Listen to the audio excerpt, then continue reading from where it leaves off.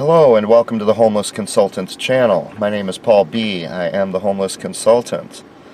And today I have a quickie for you. I'm here in Hopkins, Minnesota, gathering some film for another video which I will post soon. And I had to get some gasoline. And as I'm getting gasoline, I'm just looking around to see what's out here. And across the street, take a look at this, folks. Just take a look at it. Across the street, there is a Walgreens, a Caribou Coffee, a liquor store, and look what's behind it, that tall building behind it. What do you think that is?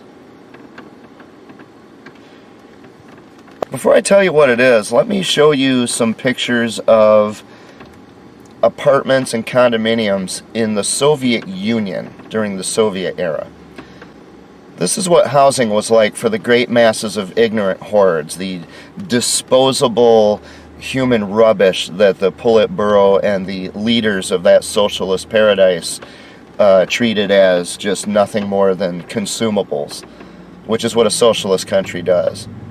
This is how the people in the Soviet Union lived. Now let me show you some pictures. I just picked a state at random. I picked Arkansas, and I put in condominiums, apartments, Arkansas. Now let's see how the people in Arkansas in the United States of America are living.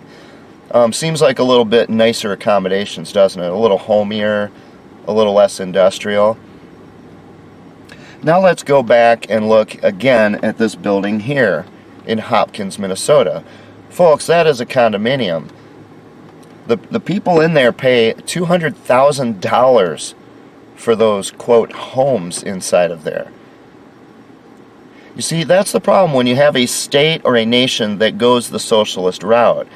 That is a purely functional building. There's no beauty to it. There's no aesthetic to it. There's no life in it. Everything is just dead. That thing looks dilapidated already, and that building was built in 2006. I had to look up what it was. So that's about 16 years ago that building was built. And it just looks like it was built by Lenin, Trotsky, Stalin, and associates, architects at large. This is where Minnesota's headed, the socialist paradise of Minnesota. That's going to be what housing is like all throughout the United States of America if we allow this to become a socialist country. Because the people who run a socialist country are the only ones who live lives that are worth living. The millions upon tens of millions upon hundreds of millions of other people, they just get to suffer and die. Because the only purpose for their existence is to serve as a worker bee or an ant carrying around a grain of sand on its back to make sure that the people at the very, very top, you know, the Nancy Pelosi's, the Chuck Schumers, all of those millionaires and billionaires off of public service salaries. I wonder how much Amy Klobuchar is worth. She's been in the Senate for a while now. Anyway, I just wanted to point that out, folks, because our media does not bother to remind people of the utter misery and suffering that generation after generation after generation suffered through under Soviet-era communism, socialism. Or what the Nazis, the people of Germany suffered under their socialism, National Socialism. It doesn't matter. That's what socialism is. It's where out of one side of your mouth you talk about caring about the ordinary people, oh, welfare, and everyone's equal, everyone has to be. But in the reality, in the real world, what's happening is instead of giving those people freedom, you're putting balls and chains on them, dependence on government, and through that they become slaves. It is a new form of human slavery, and the people at the top are the only ones who benefit from it. They live lives of luxury and just joy. They can travel the world, they can do whatever they want. But it takes millions of people to work, or at least to not get in their way by being, you know, drugged up or stuck in front of video games or something, you know, placated, just like the Roman Empire did with the Colosseum.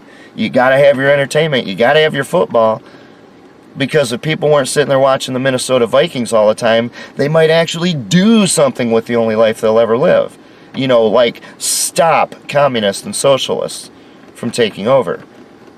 That's why the Romans gave so much entertainment to their people. You keep them placated and they won't rise up against the leaders, who are the only ones who live very well. Just had to tell you, folks, see, if you look around, what's going on in this world is all around you, but you have to look at it. All I was doing was getting gas, and I looked over there, and immediately I looked at it, and I saw, that's a Soviet-era building. That's a Soviet-era housing. So when I got back here, I looked up what that place is online, and indeed, it's condominiums. $200,000 for some rank-dank apartment inside that thing. My parents, as I recall, my parents paid $5,000 for their first 2-bedroom house in a nice, beautiful suburb. $5,000. $200,000 for that junk heap that looks like a factory more than a home. And that's where Minnesota's headed, folks. Thanks to people like Governor Tim Walz, Amy Klobuchar, and a whole bunch of others, including Ilhan Omar, who was such a distraction that once again, people pay attention to her, although not enough, and they don't pay attention to what's important.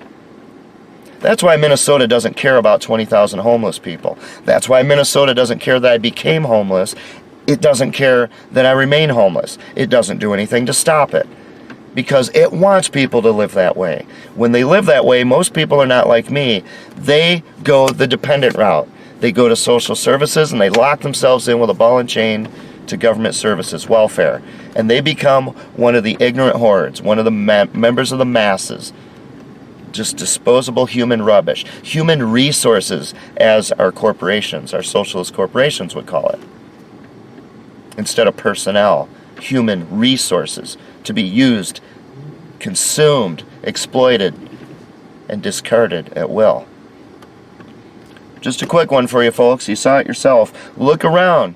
Look around and see what your area is looking like compared to the culture in your state. Is it a state that's headed towards socialism? Well, look at your more recent buildings in the last 20 years. Are they starting to look like that rubbish? Or are they starting to look like that with some kind of weird facade just slapped on top, screwed in with a screwdriver to make it look nice? But what's really there, the infrastructure of the building, is that Soviet-era nonsense?